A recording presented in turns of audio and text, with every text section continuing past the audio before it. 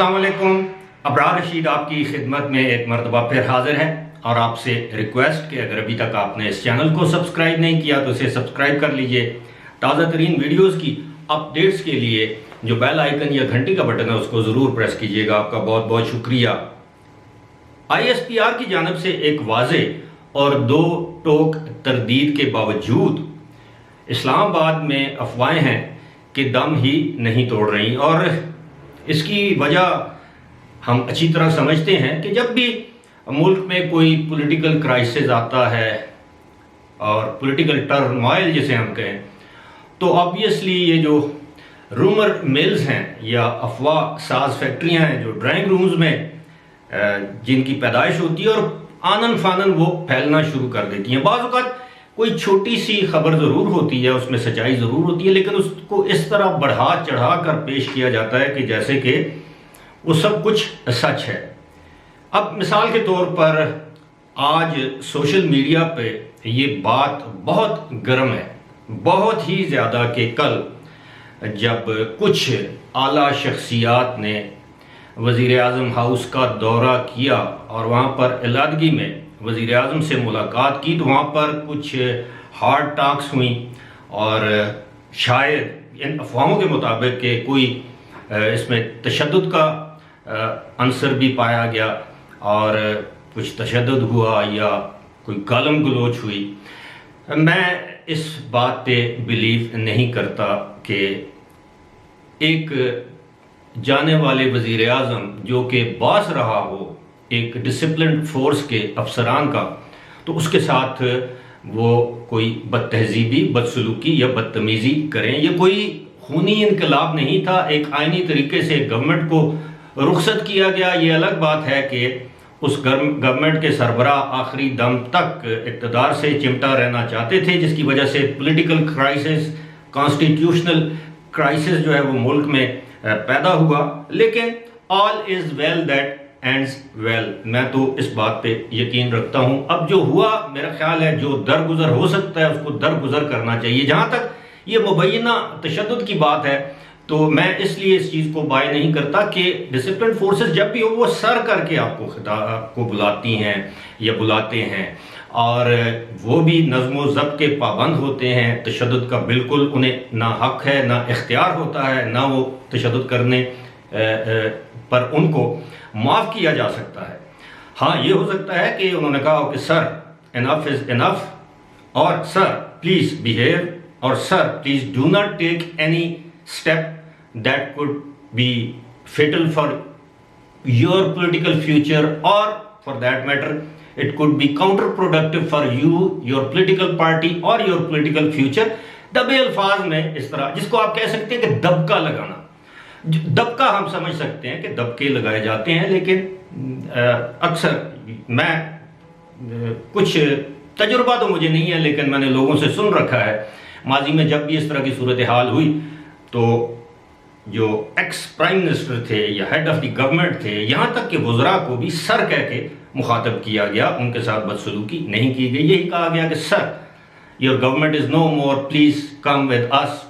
Arrest بھی کیا گیا تو بڑے احترام کے ساتھ، کیونکہ یہ اب میں کھل کے بات اگر کروں تو ہماری جو آرمڈ فورسز ہیں وہ ڈسپلن کی پابند ہیں. انہیں اوپر سے جیسا حکم ہے ویسا ہی ہوتا ہے. اور آپ نے دیکھا ہوگا کہ بعض اوقات وہ جونیئر لیول کے آفیسرز، ماضی کے تجربات ہمیں بتاتے ہیں کہ بعض اوقات وہ کسی پولیس والے سے الجھ پڑے، کسی عام سویلین سے الجھ پڑے، جذبات میں آ کے کسی پر تشدد کر دیا یا تشدد کروا دیا. تو آپ یقین کیجئے کہ آرمی ایک ایسا ڈسپلن ادارہ ہے کہ وہ ایسے ایرنگ، یعنی ایسے جو ہیں وہ غلطی کرنے والے یا فوج کے ڈسپلن کا خیال نہ کرنے والے ایسے جونیئر بلکہ یہاں تک کہ سینئر افسران کے خلاف بھی سخت ترین محکمانہ کارروائی کی جاتی ہے. فوج کا جو انٹرنل اکاؤنٹیبلٹی جو میکنزم ہے وہ بہت ہی فول پروف ہے، اور اس میں اگر آپ نے کوئی کسی بھی جگہ اپنے اختیار سے تجاوز کیا تو آپ کو معاف نہیں کیا جا سکتا. لہٰذا میں نہیں سمجھتا کہ گزشتہ روز وزیر اعظم ہاؤس میں کسی کے ساتھ بدسلوکی کی گئی ہو، including prime minister, his other colleagues اور سبارڈینیٹ اسٹاف. ہاں یہ ضرور ہے کہ once you are no more prime minister, اس کے بعد جو ہے وہ اچانک وہی عملہ جو آپ کی سیکیورٹی پر معمول ہوتا ہے پرائم منسٹر ہاؤس یا پرائم منسٹر آفس کی سیکیورٹی پر معمول ہوتا ہے، تو وہ اپنی نظریں بدلا لیتے ہیں۔ اس کی وجہ یہ ہے کہ وہ آپ کے ذاتی ملازم نہیں ہوتے، وہ ریاست کے ملازم ہوتے ہیں، اور ان کو وہی کچھ کرنا ہوتا ہے جو کہ بلو بک میں درج ہو۔ اب خبریں آ رہی ہیں، بہت سی کنفرمڈ ہے، کچھ انکنفرمڈ خبریں ہیں۔ وہ یہ ہے کہ سابق پی ٹی آئی کے کچھ سوشل میڈیا کی جو ٹیم ہے، ایس ایم ٹی جسے کہتے ہیں، یا ان کا جو نیٹ ورک ہے، اس کے کچھ لوگوں کے گھروں پر چھاپے مارے گئے، جس میں ڈاکٹر ارسلان خالد ہیں جو ان کے سوشل میڈیا کے فوکل پرسن ہیں۔ وہاں سے کچھ گیجٹس یعنی لیپ ٹاپ اور کمپیوٹر جو ہیں وہ قبضے میں لیے گئے، موبائل فون قبضے میں لیے گئے، لیکن گرفتاری کی فی الحال کوئی اطلاع نہیں ہے۔ اور ایک چیز اور ہے، وہ یہ ہے کہ اب ٹرانزیشن پیریڈ ہے، اس وقت عملی طور پر ملک میں کوئی وزیر اعظم نہیں ہے، نہ کسی وزیر اعظم کی حکومت ہے، نہ ہی کوئی حکومت ہے۔ تو لہٰذا اگر کوئی چھاپے مار رہا ہے تو پھر آپ سمجھ سکتے ہیں کہ وہ چھاپے کون مار سکتا ہے۔ کیا ایف آئی اے کے پاس یہ اختیار ہے؟ کیا کسی ادارے کی جانب سے اس طرح کی کوئی ہدایات جاری کی ہوئی ہوں گی یا نہیں ہوں گی؟ اس کے بارے میں تو میں کچھ نہیں بتا سکتا۔ البتہ اتنا ضرور ہے، یہ میں آپ کو اوپنلی بتا سکتا ہوں کہ گزشتہ رات ہی ایک کمیونیکے آپ جسے کہتے ہیں، ایک اعلامیہ یا ایک حکم مختلف ایئرپورٹس پر جو ہے، ایئرپورٹس کی جو انتظامیہ ہے، جس میں اے ایس ایف ہے، ایف آئی اے ہے، کسٹم امیگریشن وغیرہ، ان کو یہ ہدایت جاری کی گئی کہ کوئی بھی سابق حکومت کا عہدیدار، اہلکار، چاہے وہ سیاسی ہے، غیر سیاسی ہے، سرکاری ملازم ہے، وہ ملک کو چھوڑ کر نہیں جا سکتا جب تک کہ اس کے پاس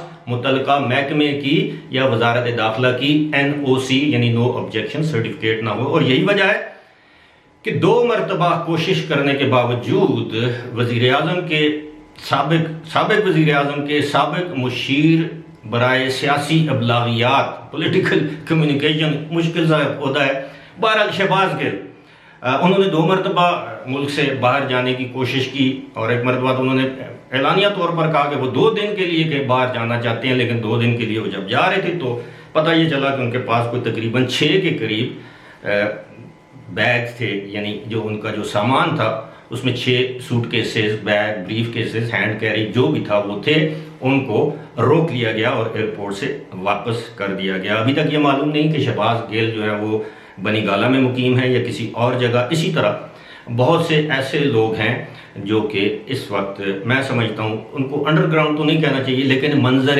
عام پر نہیں ہے۔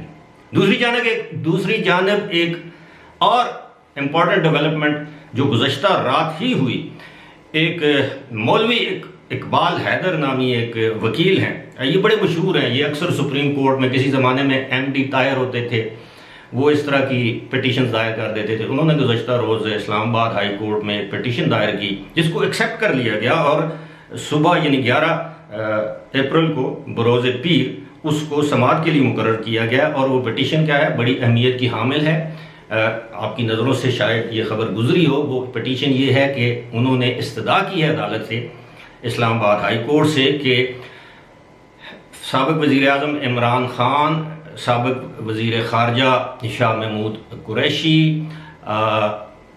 شاید 2-3 نام اور ہیں، ایک اسد مجید خان ہیں جو کہ امبیسڈر، جو کہ یہ لیٹر گیٹ معاملے میں جو مرکزی کردار کی حیثیت حاصل کر گئے ہیں۔ اس کے علاوہ میرا خیال ہے فواد چودھری، ان کا نام ہے کہ ان کے جو نام ہیں، جن کا بتایا ابھی میں نے کہ ان کے نام جو ہے وہ ایگزٹ کنٹرول لسٹ یعنی ECL میں ڈالے جائیں۔ اب اس پر عدالت، مجھے نہیں معلوم کہ عدالت کا یہ اختیار ہے۔ عدالت آبویسلی عام طور پر عدالتیں اس طرح کے معاملات سے نمٹنا نہیں چاہتی، کہ وہ سمجھتی ہیں کہ کسی بھی شخص جو پاکستانی شہری ہے، ایون غیر ملکی شہری ہے یا پاکستان میں مقیم ہے، تو اس کی آزادی، یہ نقل و حمل جو ہے، باہر آنے جانے کی آزادی پر عدالتیں قدغن نہیں لگا سکتی۔ یہ بنیادی انسانی حقوق کے خلاف ہے، جب تک کہ اس کے خلاف کوئی عدالت میں سنگین نوعیت کا کیس نہ چل رہا ہو اور جب تک وہ سزا یافتہ نہ ہو۔ اکثر اس طرح کے کیسز جو ہیں وہ ریفر کیے گئے ہیں کابینہ کو، وفاقی کابینہ کو، کہ وہ اس پر فیصلہ کرے یا وزارت داخلہ فیصلہ کرے۔ لیکن چونکہ اس وقت پاکستان میں وفاقی کابینہ کا وجود ہی نہیں ہے، حکومت ابھی بنی نہیں ہے، ہمیں یہ معلوم نہیں کہ وفاقی وزیر داخلہ کون ہوں گے،